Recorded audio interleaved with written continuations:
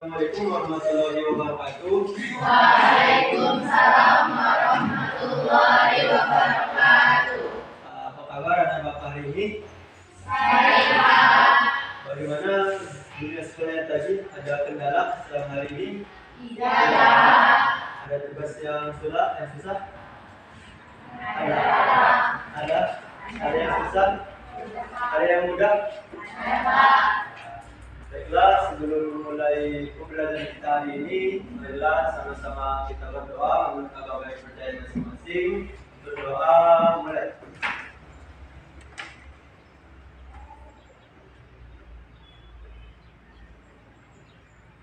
Berdoa selesai. Ada yang tidak hadir hari ini? Ada. Siapa? Maulidi. Apa keterangannya? Ada. Baiklah, pada kesempatan hari ini, di sini Bapak akan membawakan satu layanan dari Bentuk Sling juga, di mana layanan itu yaitu layanan informasi. Jadi, sebagaimana namanya, ini merupakan pemberian informasi dari guru BK atau konselor kepada klien atau mungkin peserta didik seperti anak-anak Bapak sekalian. Jadi di sini tujuannya nanti agar anak-anak Bapak mengetahui apa mungkin yang belum diketahui mengenai topik yang akan kita bahas pada hari ini. Jadi pada hari ini di sini Bapak membawakan topik yaitu tentang narkoba. Ada yang tahu apa itu narkoba? Ada yang tahu apa itu narkoba? Ada. Narkoba itu merupakan singkatan dari narkotika dan obat-obatan serta zat adiktif lainnya, di mana pengertian secara spesifiknya yaitu narkotika adalah zat atau obat baik yang bersifat alamiah, sintetis maupun semi-sintetis yang menimbulkan efek penurunan kesadaran, halusinasi, serta daya rasa. Sementara itu, menurut Undang-Undang Narkotika Pasal 1 Ayat 1 menyatakan bahwa narkotika merupakan zat buatan ataupun yang berasal dari tanaman yang memberikan efek halusinasi, menurunnya kesadaran, serta dapat menyebabkan kecanduan. Jadi di sini pengertiannya itu sangat jelas. Narkoba ini bisa bersifat alamiah, sintetis maupun semi-sintetis. Mungkin akan dijelaskan di jenis-jenisnya, yaitu jenis golongan pertama yaitu seperti ganja, opium, dan tanaman koka. Ada yang pernah lihat? Belum. Ya, sebenarnya ini bisa ditunjukkan, cuma nanti kita akan pasal dari pihak BNN, jadi kita materinya saja. Narkotika golongan 1 seperti ganja, opium, dan tanaman koka sangat berbahaya jika dikonsumsi karena beresiko tinggi dapat menimbulkan efek kecanduan. Jadi jika ada anak bapak yang ingin mencoba ini, bapak harapkan jangan, karena ini bisa saja menimbulkan kecanduan. Seperti hanya ada sini udah merokok, ada belum merokok ya, jangan merokok karena ini ganja ini sama seperti rokok. Coba sekali kawan kecanduan terus. Ganja, opium, dan tanaman koka ini sama seperti rokok, akan menyebabkan kecanduan. Sebenarnya rokok itu merupakan pintu gerbang dari narkoba. Kenapa bapak bilang gitu? Karena pertama kau merokok. Setelah merokok kau mungkin merasa kurang puas, maka akan direkomendasikannya menjadi narkoba.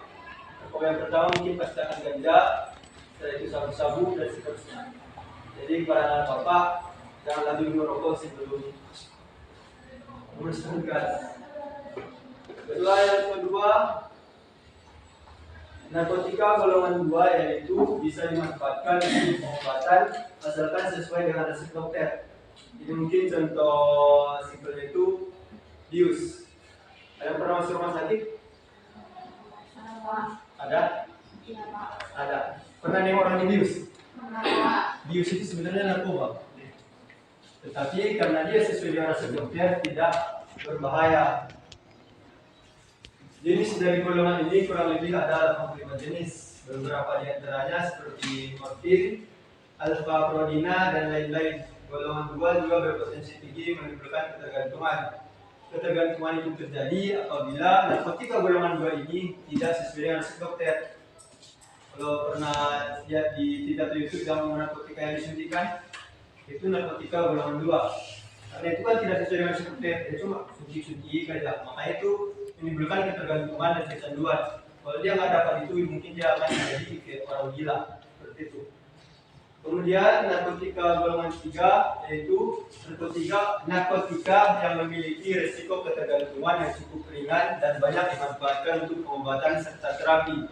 Jadi narkoba ini Bapak lupa namanya, itu kayak bius juga, kayak cairan ini kayak apa namanya, kalau mau operasi juga, operasi kan bius juga, cuma itulah ada masih di bawahnya golongan 2 dan golongan 3 itu sama sekali tidak berbahaya, tipis atau kecil resiko untuk mengalami ketergantungan dan tidak mengakibatkan kecanduan. Makanya ini banyak dimanfaatkan untuk pengobatan dan juga terapi. Kemudian jenis narkotika berdasarkan sifatnya yaitu narkotika jenis sintetis. Jenis yang satu ini didapatkan dari proses pengolahan yang rumit. Golongan ini sering dimanfaatkan untuk keperluan pengobatan dan juga penelitian.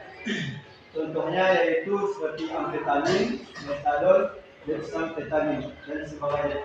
Ini sama seperti narkotika golongan 2 dan golongan 3 tadi. Kemudian narkotika jenis semi-sintetis. Pengolahannya menggunakan bahan utama berupa narkotika alami yang kemudian diisolasi dengan cara diekstraksi atau memakai proses lainnya. Contohnya adalah morfin, heroin, kodein, dan lain-lain. Jadi narkotika jenis alami, jenis semi-sintetis ini berbentuk pil. Bisa saja pil yang dibeli di apotek itu bercampur narkoba. Makanya kalau sering nonton berita ada seperti razia pil atau permintaan narkoba, disitulah narkotika jenis semi-sintetis ini dimasukkan agar tidak nampak. Kemudian yang ketiga yaitu narkotika jenis alami. Mungkin jenis alami itu masih ada di alam, seperti ganja mungkin masih sering tumbuh liar di sekitar hutan, itu merupakan narkotika jenis alami. Narkotika yang bersifat alami dan langsung bisa digunakan melalui proses sederhana. Karena kandungan yang masih kuat dan tersebut tidak diperbolehkan untuk dijadikan obat. Bahaya narkoba ini sangat tinggi dan bisa menyebabkan dampak buruk bagi kesehatan jika disalahgunakan. Salah satu akibat fatalnya adalah kematian. Makanya ganja ini juga berbahaya karena bisa menyebabkan kematian. Kemudian bahaya dan dampak menggunakan narkoba yaitu satu dehidrasi. Ada yang tahu dehidrasi? Apa itu dehidrasi? Kurang cairan. Apa? Kekurangan cairan. Iya, kekurangan cairan, terus tenggorokan yang kering, itu merupakan bagian dari dehidrasi. Jadi kalau mungkin ada pernah orang lihat terlalu dehidrasi atau mungkin apa saat lagi musim dingin, mungkin itu bisa dicurigai menggunakan narkoba. Karena nggak mungkin musim hujan jadi dehidrasi. Kecuali mungkin musim panas atau terik dehidrasi kita masih wajar. Dan kalau musim hujan dia mengalami dehidrasi, itu bisa kita curigai kalau dia menggunakan narkoba. Kemudian yang kedua bahaya dapat menggunakan narkoba itu halusinasi. Apa itu halusinasi? Apa? Bahaya. Jadi kalau pernah lihat atau mungkin dia orang dia bilang dia bisa terbang, dia bisa berenang di udara, itu mungkin sudah menggunakan narkoba. Kemudian yang ketiga menurunnya tingkat kesadaran. Apa itu menurunnya tingkat kesadaran? Apa? Stres itu bisa juga diartikan tingkat kesadaran, bisa juga beberapa faktor lain. Maksud dari menurunnya tingkat kesadaran ini, dia menggunakan narkoba mungkin sering terjadi itu di rumah. Dia nggak sadar kalau yang diajar itu orang tuanya. Mungkin sering terjadi atau di berita seseorang yang memukul orang tuanya gara-gara hal sepele. Itu mungkin bisa dipengaruhi oleh narkoba. Makanya narkoba ini sangat berbahaya. Kemudian yang keempat yaitu gangguan kualitas hidup. Otomatis ini sangat terjadi karena mungkin anak bapak tanya dulu, mau kalian berkawan sama yang udah pakai narkoba? Enggak. Mau berkawan sama yang udah pakai narkoba? Enggak. Itulah maksudnya gangguan kualitas hidup. Dia nggak punya kawan, dia nggak punya tempat untuk pulang, nggak punya tempat bercerita. Itulah maksudnya itu gangguan kualitas hidup. Tidak ada lagi yang mau berteman dengan dia. Dan kemudian bahaya serta dampak menggunakan narkoba paling fatal atau paling berbahaya yaitu menyebabkan kematian. Jelaskan lagi apa itu kematian? Tahu apa itu kematian? Apa itu kematian? Apa? meninggalkan dunia, tapi pindah alam. Kemudian di sini ada langkah-langkah mengatasi kecanduan narkoba. Langkah yang pertama yaitu pemeriksaan. Pemeriksaan ini biasa dilakukan oleh dokter atau mungkin polisi yang bergerak di bidang narkoba. Atau mungkin di daerah di negara kita ini ada namanya BNN. Apa itu BNN?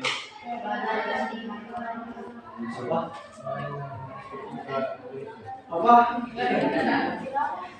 BNN itu Badan Narkotika Nasional. Mereka itu hanya fokus di bidang narkoba saja, tidak seperti polisi yang terbagi-bagi beberapa bagian. BNN ini melakukan langkah ini apabila memang sudah terlalu parah yang menggunakan narkoba.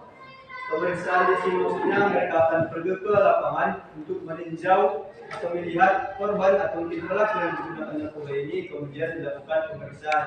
Pemeriksaan ini sudah memerlukan beberapa standar yang sudah dituliskan dalam peraturan Badan Narkotika Nasional. Kemudian setelah diperiksa, yang kedua yaitu detoksifikasi. Di sini maksudnya mereka sudah dapat orang yang menggunakan narkoba, kemudian detoksifikasi artinya dia diperlihatkan narkoba itu, tapi tidak dikasih. Kalian sudah 8 kali, tapi tidak dikasih makan. Itu maksud dari detoksifikasi. Karena kan kalau udah kena narkoba, dia bakal kecanduan, bakal ketergantungan. Di detoksifikasi ini maksudnya dia sudah di pemeriksaan, sudah positif menggunakan narkoba, maka dia dibawa ke kantor BNN. Kemudian dia dicampakkan narkoba itu, tapi nggak dikasih. Sama saja kayak kita udah lapar kali, mau makan ada nasi, tapi kita bilang kalau di sana ini nasi, tapi nggak dikasih. Tahu gimana rasanya? Ya gitulah rasanya di detoksifikasi ini. Kemudian di stabilisasi, maksudnya ini setelah kejadian tadi, dia mungkin di situ akan mengalami udah kau kan udah pengen tadi, nggak dikasih, kemudian distabilisasi, dikasih sedikit-sedikit, kalau dikasih, kalau udah lapar kan, kasih pemakan satu suap, gimana rasanya? Kurang kan? Nah kemudian besoknya lagi dikasih lagi satu suap, maksudnya itu kecil apa ya? Dosisnya. Biasanya dia mengkonsumsi ganja 5 batang per hari, dikasih satu, besoknya dikasih setengah, besoknya dikasih satu hisap, sampai akhirnya nanti dia itu nggak kecanduan lagi dan nggak ingat lagi kalau dia itu pernah menggunakan narkoba. Itu maksudnya stabilisasi. Kemudian setelah selesai stabilisasi, dia akan mengalami pengelolaan aktivitas. Maksudnya pengelolaan aktivitas ini dia akan sudah dikeluarkan dari kantor BNN, tapi cara hidup dia itu diatur oleh BNN agar dia benar-benar terhindar dari penggunaan narkoba itu. Jadi maksudnya dia direhab dengan beberapa tahap, yaitu pemeriksaan, detoksifikasi, stabilisasi, dan juga pengelolaan aktivitas. Pengelolaan aktivitas ini terjadi setelah dia selesai atau keluar dari kantor BNN setelah mendapatkan beberapa penanganan untuk mengatasi kecanduan narkoba tersebut. Paham? Baiklah, mungkin itu saja yang bisa saya sampaikan untuk pertemuan layanan informasi kali ini. Mana tahu mungkin ada pertanyaan atau hal yang kurang jelas dalam penyampaian Bapak, silakan ditanyakan. Ada pertanyaan seputar materi dari Bapak? Sudah jelas? Jadi tadi saya sudah bilang tidak ada narkoba, tidak ada narkoba karena narkoba itu membunuh. Dan kalau yang laki-laki Bapak harap jangan pernah mencoba merokok. Karena berdasarkan penelitian yang dilakukan BNN tahun 2018, rokok itu merupakan pintu gerbang awalnya masuk narkoba. Yang Bapak jelaskan tadi, pertama dia merokok. Setelah merokok, dia mulai bosan dengan rokok, dia akan mencoba ganja. Lagi sama rokok kan sama konsumsinya kan sama-sama bisa. Pernah nengok ganja? Orang yang mati ganja? Pernah? Gak pernah ya? Karena kemarin di pembelajaran Bapak orang yang menggunakan ganja itu sama kayak rokok. Padahal dia dipilihkan, jadi kasih rokok sama ganja, kau pilih yang mana? Otomatis dia pilih ganja. Karena dia udah ngerasa hatam atau udah ngerasa bosan sama rokok itu, otomatis dia akan naikkan menjadi ganja. Aligandailah berguna terus menggunakan narkoba yang lain seperti sabu-sabu, amfetamin, kokain, dan yang lainnya seperti yang Bapak jelaskan tadi. Paham? Semoga jika memang sudah tidak ada pertanyaan, saya mengucapkan terima kasih untuk hari ini. Semoga ilmu yang Bapak berikan hari ini dapat bermanfaat bagi anak-anak Bapak sekalian dan bisa mengantisipasi atau menghindarkan dirinya dari bahaya narkoba tersebut. Sekian, jika ada kata-kata Bapak yang salah, Bapak mohon maaf. Pada Allah Bapak mengampun. Wassalamualaikum warahmatullahi wabarakatuh. Waalaikumsalam warahmatullahi